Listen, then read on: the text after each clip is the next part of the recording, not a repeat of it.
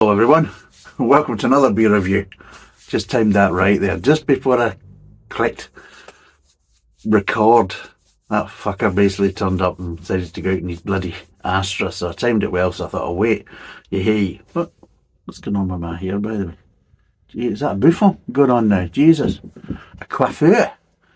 Jesus, I'm like a southern Englishman with an erection. Look at the state of that. Anyway, must have been some gust of wind to get that hairstyle. Anyway, right, today we're going to start some of the Christmas beers. Oh, Christ. Yeah, I thought I'd go with one of the best ones first. Oh, God, seriously. It's a bit of a pun going on with it. Right, anyway, let's get it started. Today we're doing Santa's Reinbeer. Fucking hell, seriously. you just think, oh fuck. It's from Robinson's, which is probably more famous for doing their kind of Trooper ale, which is of course a collaboration with Iron Maiden and things like that. But Santa's Reinbeer from Robinson's Brewery is 4.3% ABV.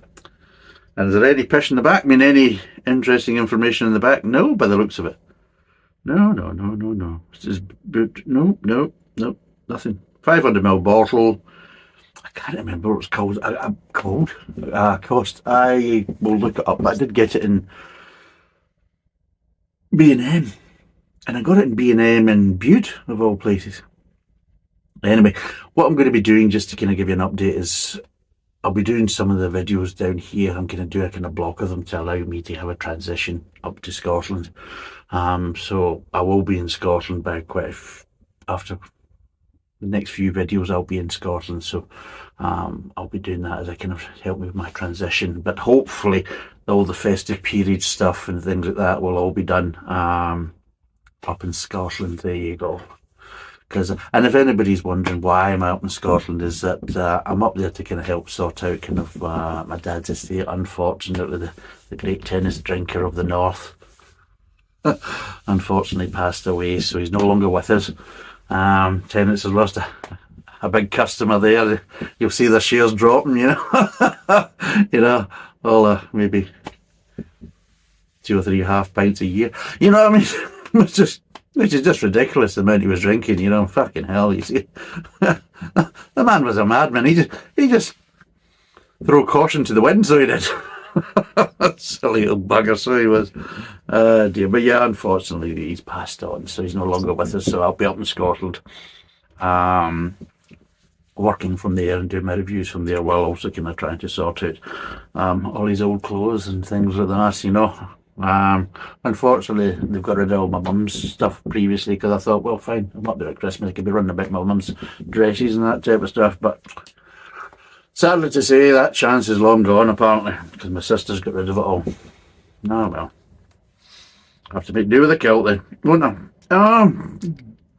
So anyway, let's get down to this. I'm stalling. You can probably tell I'm stalling, because you know that hopefully I could be surprised, because at least it's a potential brewery that can actually do a decent beer.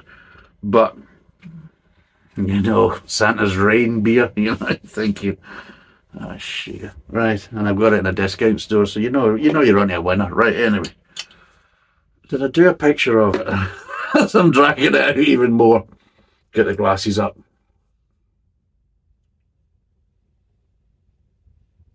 Yeah, I think that fish will cover it. But yes, let's do this. Let's get it poured. Let's see what it's like. It's a bit kind of amberish, maybe.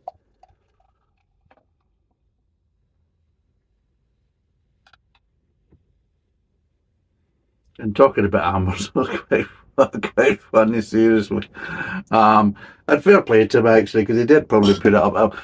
I watched the video today. I'll just quickly do this. For people in the podcast, it's kind of light amber colour, one finger head. Looks actually not too bad. Nice kind of carbonation.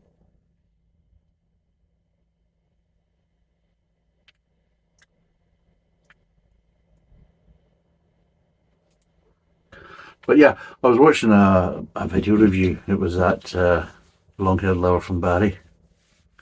is it craft beer, Hoochie Coochie Club or whatever, I don't know what it's called or whatever. They've got some strange names for it and that type of stuff, or the Fuck Sparrow or something like that, pub or something he calls himself or whatever, I can't remember. Stone the Crows, that was fucked Sparrow. What the fuck am I on about? Seriously. But anyway, well, it might as well be a fuck Sparrow. Stone the Crows pub, whatever he did. But he was doing a review and he thought he'd basically compare Shore Leave, that piss water from blooming Brewdog, against Sharp's Dunbar, you know, and he's like, brewed in Cornwall and Sharp's Brewery over in Rock and all that. Aye, well, the cask is made there. The shit you get in the bottles is made in Stoke-on-Trent, son, so you made a fuck up with that one, but never mind, we'll let that one go, you know, it's an easy mistake to make, you know, it tastes like fucking piss water. But what he did was, he did actually put Dunbar up against a beer it could quite easily beat, which was Shore Leave, because it's absolute shit.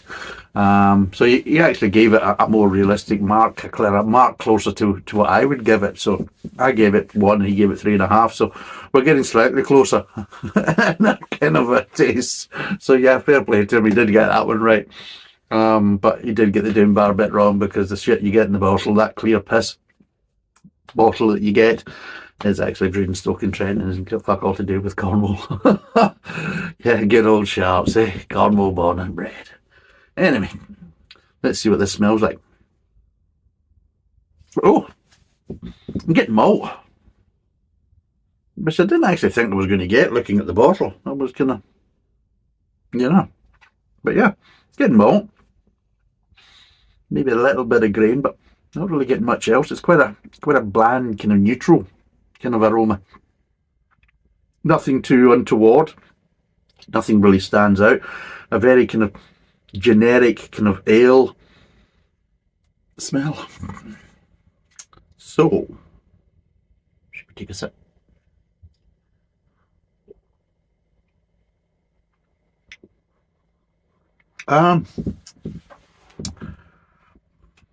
Fuck me. That's actually not too bad. See, when I get worked up, see when I get stressed out, thinking, oh, here we go, is a bottle of piss. I usually get surprised, you know, and they usually kind of shock me by saying, it's not as crap as you thought it was going to be. Fair play, hold my hand up. But it does remind me of Old Speckled Hen to a certain degree. Bit less bitterness in it, but it does have them kind of slight tones of the flavour. Not as strong as Old Speckled Hen, but it does have similar tones to Old Speckled Hen, but maybe just slightly kind of dialed down a bit. But yeah, it actually looks not too bad a beer, and flavour wise, like for a sessionable little kind of ale, it's actually not too bad.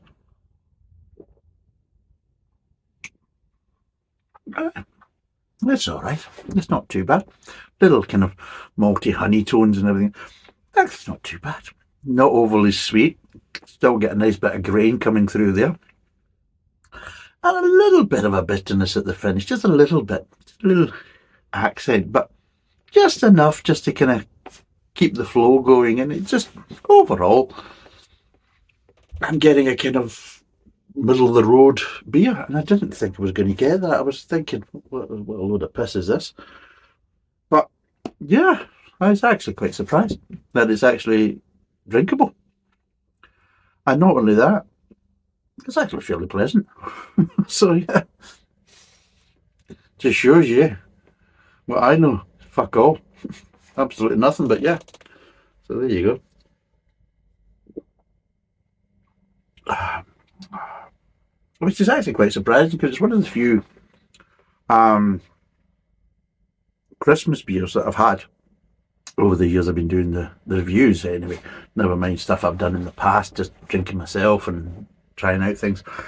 But since I've been doing the reviews, it's actually one of the few that I find quite drinkable, and I could probably drink a few of them.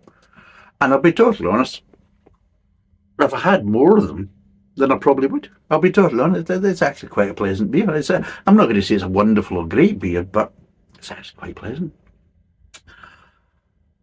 Which is a good start. See, usually I start off bad and the only way is up. Oh, bugger. What the hell's coming in now? New vibrations. But yeah, but now I've started off kind of middle of the road, kind of pleasant. I hope to God the only way is up, but I got a funny feeling there might be a little downward spiral on the horizon. But anyway, but yeah, let's break down the flavours of this, because I'm thinking we kind of start to get acclimatised to it. Start off, nice little bit of malty sweetness, nice little bit of grain, yeah, and just that kind of nice, kind of slightly light caramel tones. So you get light caramel tones, and even with the grains is getting that ever so slightly little kind of edge of bitterness, which again is just taking that little bit off the sweetness at the front of the mouth, but it actually overall makes it really quite nice. But yeah, overall it's actually quite a good start. Move on to the mid-tongue, and the mid-tongue you're getting, how would you say, more of a, how would you say, the sweetness slightly dissipates, and the malt kind of dies down a little bit. Not too much, but dies down a bit. Still left with a decent amount of grain there. But what you're doing is just starting to get little hints of bitterness, just little accents of bitterness, and it just works quite well. It's just a nice, good, solid kind of mid-tongue, and then it goes on the aftertaste, and you've still got the malt there, you've still got the sweetness there, but you're just getting a little bit more ramping up of the bitterness in the aftertaste, and yeah, it just turns out to be really kind of quite nice. Quite a nice finish, and it just kind of all kind of dissipates. I would say the bitterness dissipates slightly later than the malt and the sweetness, but not too much, and you're not getting a lingering. And again, it's not a particularly strong bitterness, but it's just quite a kind of nice level for a nice kind of sessionable kind of ale.